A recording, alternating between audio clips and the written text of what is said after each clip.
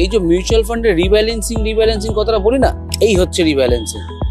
যে জানতে হবে যে কোন জায়গাটায় এক্স্যাক্টলি আমার গাছের ডালটা কাটতে হবে, আর কোন ডালটা কাটতে হবে আর কোন ডালটা কাটতে হবে না, সেটা যদি বুঝতে না পারি তখনই সমস্যা।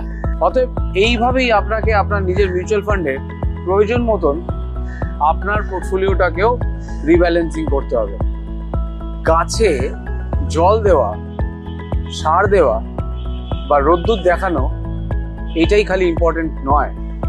মানে আপনি সঠিক সময় মিউচুয়াল ফান্ডে ইনভেস্ট করছেন, এটা করলেই খালি হবে না।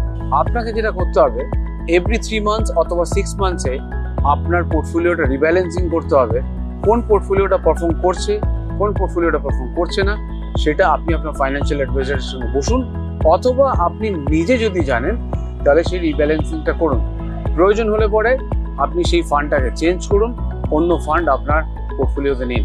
এই সমস্যাটা বারবার ভিডিও করার পরও যেহেতু আমি দেখতে পাচ্ছি যে সকলেই ভুলটা করে চলেছেন, তাই আমার আবারও একবার মনে হলো যে আপনাদের সঙ্গে এই বিষয়টা নিয়ে আলোচনা করি। অতএব আপনারা খুব ভালো থাকবেন, সুস্থ থাকবেন।